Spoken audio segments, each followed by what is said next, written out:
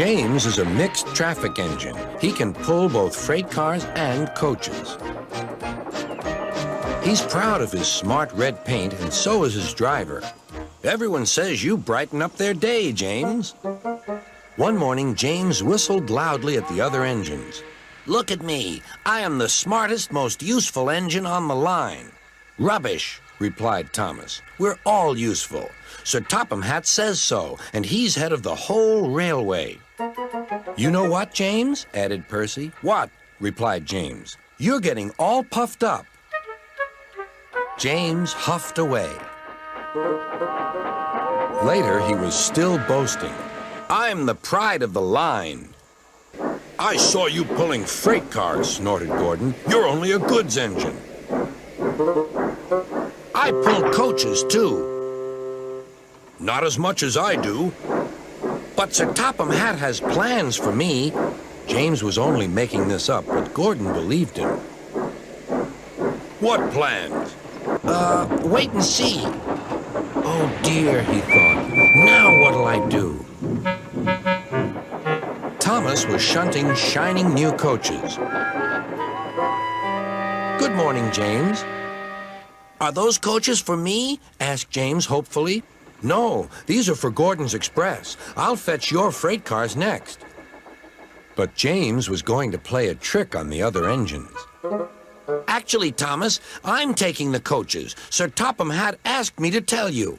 What about the cars? Asked Thomas. Give them to Gordon.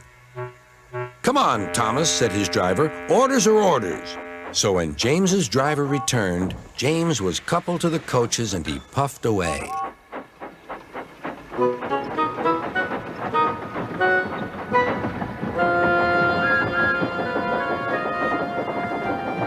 Thomas returned with the freight cars, and a few minutes later, Gordon arrived.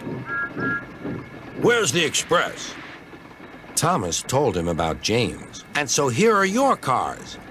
Gordon was very cross, and so was his driver. Wait till Sir Topham Hatt hears about this. Meanwhile, James was enjoying himself enormously.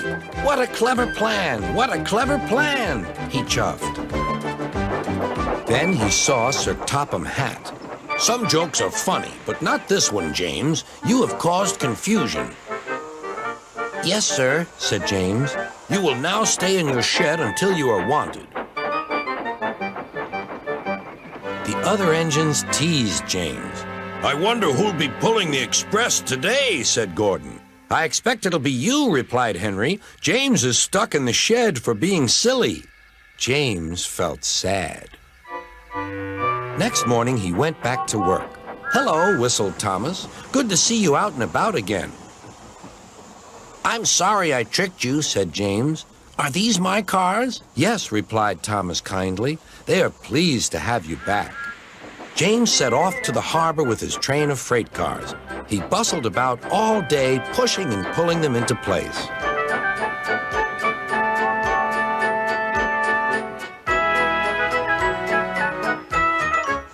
Time to go home now, James, said his driver at last. No cars or passengers, just we two. But his driver was wrong. Excuse me, called a man. I have a meeting with Sir Topham Hatt, and I mustn't be late. May I ride back with you?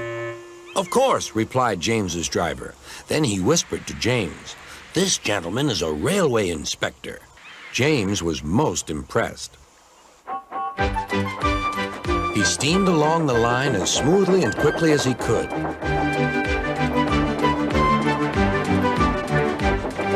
Sir Topham Hatt was waiting on the platform, and the railway inspector greeted him warmly. This clever engine gave me a splendid ride. You must be proud of him. Yes, indeed. Once again, you are a really useful engine.